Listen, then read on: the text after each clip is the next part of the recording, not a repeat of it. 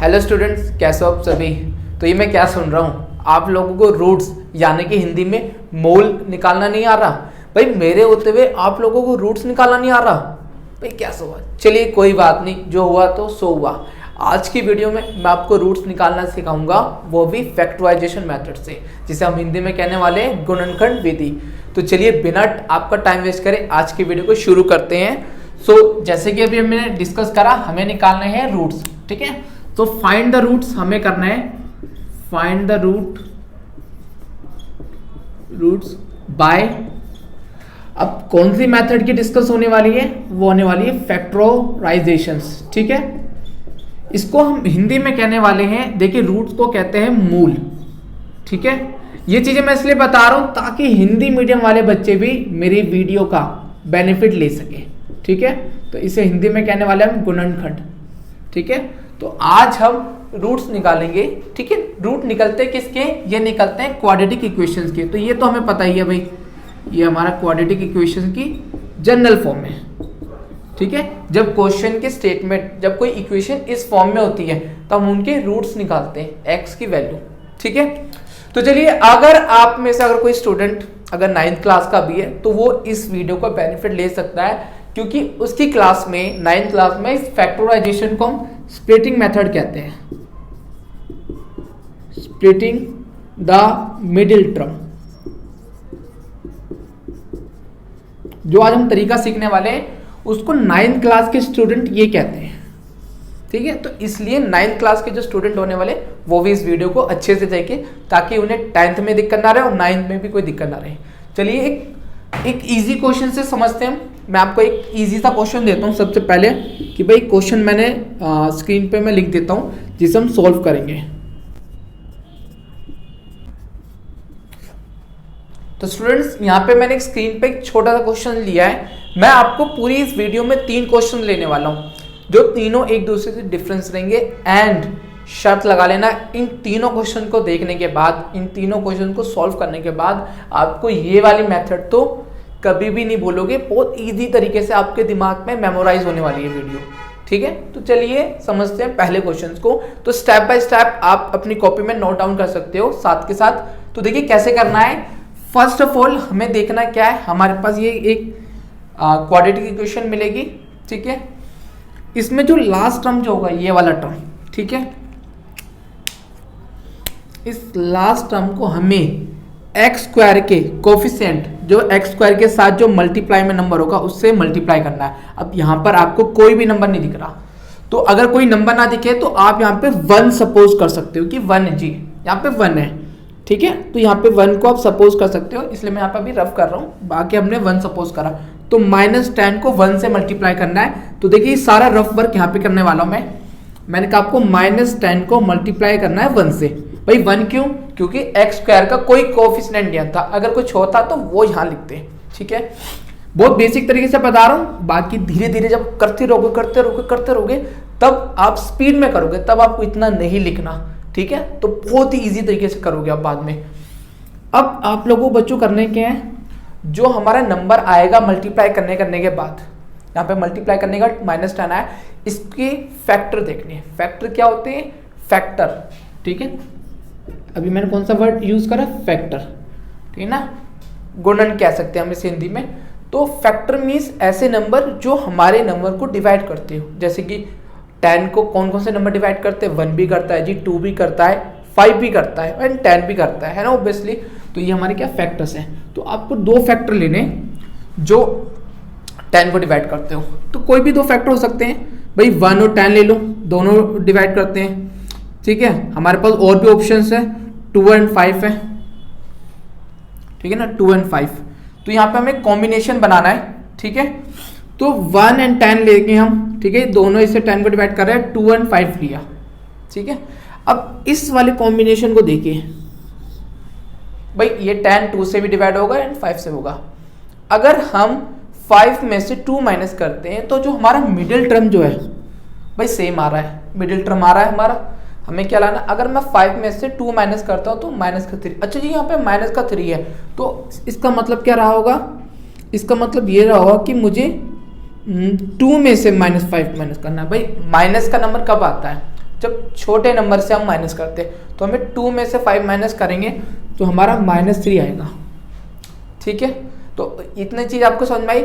मैंने ऊपर वाला पेयर क्यों नहीं लिया, ऊपर क्या था 1 and 10, मैंने ये वाला पेयर क्यों नहीं लिया, क्योंकि देखिए अगर 10 में से 1 माइनस होता है तो हमारा 9 आएगा। अच्छा, प्लस करने से भी हो सकता है, ऐसा नहीं है कि माइनस करने पे हो। एंड 10 में 1 प्लस करूंगा तो 11 आएगा। यहाँ पे देखिए अगर 5 में 2 प्लस कर रहा हूँ तो 7 आ रहा है। अब हमें 7 की नीड नहीं है, अगर यहाँ पे 7 करना होता तो हम 5 + 2 लिखते, लेकिन हमें लिखना है कि यहाँ पे -3 लिखे आना है, तो हम 2 - 5 करेंगे। तो आई होप आपको ये चीज समझ में आएगी। आपको माइनस का साइन यहाँ पे ध्यान देना है, यहाँ पे भी। यहाँ पे कैसे, देखिए मैंने नंबर कौन से लिए, मैंने नंबर लिए, एक नंबर लिया 2 एंड एक नंबर कौन सा लिया था -5। इन दोनों को मल्टीप्लाई करने पर क्या आया, -10 आया। तो देखिए दो जगह माइनस के साइन को ध्यान रखना। अगर यहाँ पे मिडिल टर्म अगर पॉजिटिव है तो हमें यहाँ पर ऐसा मैथमेटिकल ऑपरेशनल करना है जिसको करने के बाद हमारा पॉजिटिव नंबर है। अगर यहाँ माइनस तो हमारा यहाँ माइनस आना चाहिए, फर्स्ट चीज ये होनी चाहिए। एंड जो नंबर लिए उनका मल्टीप्लाई करने पे भी सेम वही साइन का नंबर आए जो यहाँ पर आ रहा है। तो यहाँ पे डबल चेक हो रहा है, एक ये भी हो रहा है एंड ये भी हो रहा है। सो अब बिल्कुल राइट ट्रैक को देखिए, इतना बड़ा नहीं है ये मेथड। ठीक है, मैं थोड़ा आपको डीपली समझा रहा हूँ इसलिए थोड़ा टाइम लग सकता है। चलिए, तो इतनी बात आपको समझ में आ गई। तो हमने मिडिल टर्म को स्प्लिट कर दिया। अब क्या स्प्लिट करा वो लिखना है हमें बस। हमने क्या करा, हमने जी करा हमने करा 2 में से प्लस के 2 में से -5 माइनस करा। लीजिए ये हो गया इतना। और एक बात और स्टूडेंट्स, आप इन्हें आगे पीछे लिख सकते हैं, 5 पहले भी आ सकता है बाद में भी आ सकता है। कुछ कंपलसरी नहीं कि पहले छोटा नंबर लिखना है, बड़ा नंबर जो आपको पसंद हो, जो आपका फेवरेट नंबर हो। ठीक है, अब यहाँ पे क्या करना है, अब यहाँ पे आपको बना लेने जोड़े, जोड़े माने पेयर। ठीक है, पहला जोड़ा ये हो गया, पहला दूसरा जोड़ा ये हो गया। अब यहाँ पे देखिए स्क्रीन पर फोकस करना, इन दोनों क्वेश्चन, इन दोनों इसमें सॉरी इस पेयर में आपको क्या कॉमन दिख रहा है। कॉमन यानी कि कौन सा टेबल कॉमन है। तो x का टेबल यहाँ पे भी कॉमन है, x का टेबल यहाँ पे भी है। भाई x का टेबल हमने सुना नहीं है, पर समझना कि भाई यहाँ पे भी आ रहा है, यहाँ पे भी आ रहा है। तो जो आ रहा है उसे कॉमन ले लीजिए। एंड कॉमन माने होता है डिवाइड करना, याद रखना। x² में से x डिवाइड करेंगे तो हमारा क्वोशंट बचेगा x। इसी तरह 2x में से अगर हम x डिवाइड करते तो हमारा क्वोशंट जो बचता है वो है 2। तो ये हमारा इधर का क्लियर हो गया। यहाँ पे भी करना है। और याद रखना एक चीज माइंड में आपके सेट रहनी चाहिए कि इधर जो भी आप कॉमन लोगे सेम ये वाला ब्रैकेट यहाँ पे बनना चाहिए। ठीक है, अब यहाँ पे 5 और 10 है, 5 10, अरे 5 का टेबल आता तो है कॉमन, तो 5 का टेबल कॉमन आ गया। 5 का टेबल कॉमन ले लिया तो इधर बचा x, इधर बचा 2। अब इधर देखिए हमें लाना है क्या, प्लस का। तो मैं माइनस का 5 कॉमन लेने वाला हूं। अगर माइनस का 5 कॉमन लेंगे तो ये वाला जो टर्म है पॉजिटिव आ जाएगा, ये वाला टर्म भी पॉजिटिव आ जाएगा। एंड यहाँ पे इक्वल टू 0 जो चल रहा था उसे चलने दीजिए, 0 के साथ छेड़छाड़ मत करना भाई। ठीक है, ये यहाँ पर हो गया है। अब यहाँ पे देखिए आपको 2 ब्रैकेट एक जैसे दिख रहे हैं और कॉमन लेना हमने सीखा। भाई जो 2 बार देखे ना उसे एक बार लिख लो। कैसे, उसे बाहर ऐसे कॉमन ले लो। तो मैंने ये बाहर ले लिया कॉमन। अब बचा क्या हमारा, अब बचा हमारा x बचा और माइनस का 5 बचा और 0 का 0। ठीक है, यहां से स्टूडेंट्स हमें क्या निकालना है, रूट निकालने हैं। रूट यानी कि x की वैल्यू या जो भी हमारे पास यहाँ पे क्वाड्रेटिक इक्वेशन में होगा वेरिएबल, उसकी वैल्यू। उसको आप एक बार इसको इक्वल टू 0 लिखेंगे, यहाँ पे ऐसे लाइन लिख के इससे इक्वल टू 0 लिखेंगे। ये -2 हो जाना है, ये प्लस का 5। तो स्टूडेंट समझे आप ये मेथड को। तो चलिए अब हम थोड़ा सा लेवल अप करते हैं, थोड़ा सा मुश्किल क्वेश्चन देखते हैं। चलिए सेकंड क्वेश्चन देखते हैं अब। चलिए स्टूडेंट सेकंड क्वेश्चन स्क्रीन पर आ गया है, अब स्कोर करने वाले हैं। अब भाई ओहो, ये क्वेश्चन तो अलग ही लग रहा है भाई। यहाँ पे तो x² के साथ एक नंबर आ गया, वो नंबर कौन सा है, 6 है। अब भाई कैसे करेंगे, तो डरना कुछ है नहीं। मनीष सर जब हो तो डरना ही नहीं है भाई, याद रखिए। जब तक मैं हूं तब तक कोई डर नहीं होना चाहिए आपको मैथ में। तो करते हैं इस क्वेश्चन को भी। तो सेम वही पैटर्न रहने वाला है, ठीक है ना। फटाफट कर लेंगे, फटाफट वही। आपको 6 को इससे मल्टीप्लाई करना है -2 से, तो ये आ गया -12। अब आपको पेयर देख लेने, कौन से 2 पेयर आपको लेने, दोनों फैक्टर जिनको प्लस करने पे माइनस करने पर मिडिल टर्म आ जाए। अब मिडिल में क्या आ रहा है जी, x आ रहा है, यानी कि 1x। ठीक है, x माने 1x, तो 1 आना चाहिए। सो मेरा दिमाग चला भाई, दिमाग खुद मैंने थोड़ा तेज चला और मैंने देखा भाई 3 के टेबल में भी 12 आता है एंड 4 के टेबल में भी आता है। और अगर 3 एंड 4 अगर लाना क्या वैसे माइनस का लाना है ना। सो अगर मैं 3 में से 4 माइनस करता हूं तो -1 आ रहा है भाई। अप्लाई हो रहा है नहीं हो रहा, देखो पूरा अप्लाई हो रहा है। और आप बाकायदा ऐसे भी देख सकते हैं, 3 को मल्टीप्लाई करके देखिए -4 से और क्या आ रहा है -12। तो यहाँ पे भी -12 एंड यहाँ पे भी -12। तो एक ये क्रॉस हुआ और एक ये, तो डबल चेक हमने कर लिया है, मतलब हम सही ट्रैक पर है। तो फटाफट करना है कि आपको जो चीजें बताइए वैसे ही करना है। आगे पीछे किसी को भी लिख सकते हैं जो आपका हमारा मन करता हो। फिर वही काम, एक यहाँ पे पेयर है और एक यहाँ पे पेयर है। टेबल देखिए कॉमन कौन सा है, तो यहाँ पे मुझे 3 का टेबल और x का टेबल कॉमन नजर आ रहा है, ठीक है। अब अगर 6 में भाई 3 का टेबल लेते हैं तो हम 6 को 3 से डिवाइड करते हैं, तो कितना क्वेश्चन बचता है। मैं 6 को 3 से डिवाइड कर रहा हूं तो कितना बच रहा है, मैं 6 को 3 से डिवाइड करता हूं तो यहाँ पे हमारा 2 बच रहा है, ठीक है। तो यहाँ पे 2 आ गया और x स्क्वायर का 1x, और 3 से करेंगे तो 1x, तो 1x ना लिख के हम x लिखते, ओहो x भी तो कॉमन आ गया, सॉरी, ठीक है x भी कॉमन आ गया है, तो यहाँ पे 1 लिख देते हैं। अब यहाँ पे चलते हैं भाई, यहाँ पे मुझे 2 का टेबल कॉमन नजर आ रहा है, वो भी -2, तो 2 ले लिया, यहाँ पे बचा 2 और x बचा और यहाँ पे बचा +1। अब जरा देखोगे तो देखिए सेम दिख रहे होंगे, ठीक है, ये इक्वल टू 0, 0 को छेड़ना नहीं है हमें। अब जो 2 बार देखे भाई, जो 2 बार देखे उन्हें एक बार लिख दीजिए आप, बचा गया 3x -2 इक्वल टू 0। अब इस टर्म को इक्वल टू 0 लिखेंगे और इस टर्म को इक्वल टू 0। बाकी चीजें यहां पे हमें वैसे सेम टू सेम करनी है।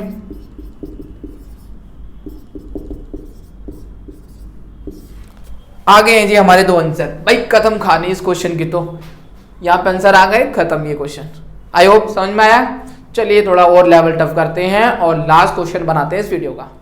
चलिए स्टूडेंट, थर्ड क्वेश्चन और देखिए, यहाँ पे स्क्रीन पे मैंने बोर्ड पे लिख दिया आपका क्वेश्चन। तो थर्ड क्वेश्चन क्या है, अरे ये क्या आ गया, अरे ये क्या चीज आ गई भाई, -2√6। अरे रूट के नंबर आ गए भाई, रूट वाले नंबर भी होते हैं क्या इस तरीके से, भाई सोचने वाली बात है। जी हाँ, रूट वाले भी होंगे, आपको डरना नहीं है, ऐसे रूट वाले क्वेश्चन भी आते हैं। तो आप फैक्टराइजेशन मेथड को कैरी कर सकते हैं, कोई ऐसा नहीं है, तो बहुत इजी तरीके से करने वाले हैं। तो चलिए समझते हैं, हमारा मेन फोकस क्या रहता है, हमने सीखा था लास्ट वाले नंबर को इससे मल्टीप्लाई, तो 3 को 2 से मल्टीप्लाई करा तो हमारा आ गया 6। अच्छा पॉजिटिव का 6 आ रहा है, ये भी देखना डिफरेंट है यहाँ पे इस बार। अब क्या है, अब हमें लाना क्या है, √2 6 और 6 के 2 फैक्टर देखने हैं। अब आप सोचो भाई यार √6 कैसे आ जाएगा, भाई 6 के फैक्टर तो 2 भी है, 1 भी है, भाई 3 भी है, भाई बात नहीं बन रही। भाई 2 3 ले लेते हैं, भाई 2 3 लेते हैं, 6 बन रहा है, मल्टीप्लाई करने पर, ऐड करने पर 5 बन रहा है, भाई माइनस करने पर 1 भी आ रहा है, भाई रूट वाला नंबर तो आ ही नहीं रहा। अब सोचना पड़ेगा भाई कैसे करें, तो डरना नहीं है, हो जाएगा, ठीक है। भाई √6 है ना। तो देखिए आपने सीखा होगा √6 और √6 को अगर मैं आपस में मल्टीप्लाई करता हूँ, जब सेम रूट के नंबर आपस में मल्टीप्लाई होते हैं तो होता क्या है, रूट का साइन हट जाता है, √6 मल्टीप्लाई √6 इक्वल टू 6, है ना। भाई √6 मल्टीप्लाई 6 होता है। और अगर 2 रूट के नंबर को आपस में प्लस करो तो 2 वाला रूट का नंबर हो जाएगा, ठीक है। भाई जैसे कि 1 एप्पल प्लस 1 एप्पल, भाई 1 एप्पल क्या हो जाएंगे, 2 एप्पल, ये हमारा एप्पल है भाई, ये हमारा एप्पल है भाई, ठीक है। तो भाई मेरे पास एक एप्पल, एक सोनू के पास एक एप्पल दोनों के हो गए 2 एप्पल, ठीक है। तो यहाँ पे 2√6 आ जाना है। √6 को ऐसे ही मैं एप्पल क्या रहा था, तो डरना मत, आप कहीं सोचो भैया एप्पल कहाँ से आ रहा है, एप्पल तो दिखाई नहीं था हमें इस क्वेश्चन में। तो √6 ये हमारा √6 को मैं एप्पल क्या रहा था, तो √6 2√6 भाई बन रही है बात, जी हाँ बन रही है बात, है ना। लेकिन सर यहाँ पे तो माइनस का √6 आ रहा है और यहाँ पे तो आप कर ही नहीं रहे, बता कुछ रहे हो लिख कुछ रहे हो आप। तो देखिए करते हैं, हम एक काम कर लेते हैं, हम -√6 और -√6 ले लेते हैं। माइनस माइनस प्लस होती है, माइनस का साइन रहता है ना। और -√6 को मल्टीप्लाई करता हूँ -√6 से, तो माइनस माइनस प्लस हो जाती है मल्टीप्लाई के केस में, और 6 आ जाएगा। तो देखिए ये भी वेरीफाई हो रहा है, ये भी वेरीफाई हो रहा है। सो समझ में आ गया आप सभी को? आई होप आपको ये चीज़ समझ में आई होगी। ठीक है, अगर किसी को भी स्टूडेंट्स को अगर दिक्कत रह रही है तो आप वीडियो के जो डिस्क्रिप्शन में वैसे तो मेरे सोशल मीडिया के लिंक रहते हैं, आप कांटेक्ट कर सकते हैं, एंड आप कमेंट बॉक्स में भी लिख सकते हैं, वीडियो में लिख सकते हैं। वीडियो के जो कमेंट बॉक्स होता है वहाँ पे आप अपनी परेशानी हमारे साथ शेयर कर सकते हैं, एंड आपकी परेशानी मतलब हमारी परेशानी है, तो सोल्यूशन तो करना ही पड़ेगा। ठीक है, तो सोल्यूशन आपका किया जाएगा। अब इधर देखिए स्टूडेंट, इधर थोड़ा सा टाइम लग सकता है आप लोगों के लिए। यहाँ पे सबसे पहले तो ये हमें x कॉमन दिख रहा है, ठीक है, जो हमें दिख रहा है पहले तो उसे देखते हैं। अब यहाँ पे देखिए कैसे करेंगे हम। ठीक है, √6 को जरा सा ब्रेक करिए। √6 को हम मैं लिख सकता हूँ √3 × √2 लिखा जा सकता है। बेसिक बात है भाई, 9th क्लास में हमने सीखी है। ठीक है, तो यहाँ पे क्या है, मैं अगर ऐसे करता हूँ इसे, तो यहाँ पे एक √3 है, और 3 का मतलब क्या होता है भाई, 3 का मतलब होता है √3 हो सकता है। 3 का मतलब 2√3। अब ये मत सोचना कि इतना क्यों कर रहे हो सर। देखिए कुछ आंसर्स को लाने के लिए हमें कुछ फेनोमेना फॉलो करने पड़ते हैं कि भाई जैसा हमें करना होता है, और ये चीज़ें आदत से हो जाती है, ऐसा नहीं है। एक क्वेश्चन के लिए सीखना, बहुत सारे रूट वाले क्वेश्चन में ये चीज़ें आपको सीखनी पड़ेगी। ठीक है, तो √3 मुझे यहाँ पे भी दिखा, यहाँ पे भी दिखा, तो √3 भी मैंने कॉमन ले लिया। सो यहाँ पे बचा एक √3 और x, यहाँ पे मेरा बचा √2। देखिए ये अगर मैंने ले लिया तो ये बचा ना √2, तो √2 बचा, ये हमारा हो गया। एंड आगे और चलते हैं। अब देखिए ये देखिए काम आ गया हमारा, √2 आ गया ना कॉमन, तो √2 कॉमन ले लेते हैं। और देखिए हमें लाना है माइनस का, लेकिन यहाँ आ रहा है प्लस का, तो हम माइनस का √2 कॉमन ले लेंगे। यहाँ बच जाएगा सिर्फ √3x, यहाँ पे हमारा 1। और हाँ √2 था ना, तो √2 था, √2 बचेगा, 0 को छेड़ना नहीं है। समझ में आई वाली बात? देखिए सेम ब्रैकेट आ गए। देखिए अगर ये सेम आ रहे हैं तो हम सब चंगा है भाई, सब चंगा सी। ठीक है, अब इसे एक बार लिख दीजिए, जो रह गया उसको दूसरे ब्रैकेट में। वैसे दोनों ब्रैकेट सेम आ गए, कोई बात नहीं, इसको एक बार इक्वल टू 0 लिख सकते हैं आप, और इसको भी इक्वल टू 0 लिखेंगे। तो ये वीडियो बस यहाँ पे एंड होने वाली है। देखिए सिंपल से सोल्यूशन थे इसके, यहाँ पे √2 वहाँ पहुँच गया, एंड यहाँ पर हम √3 को नीचे पहुँचा सकते हैं। ठीक है, इसको हम या तो होल √3 2/3 लिख सकते हैं, एंड इधर भी ऐसे करेंगे हम।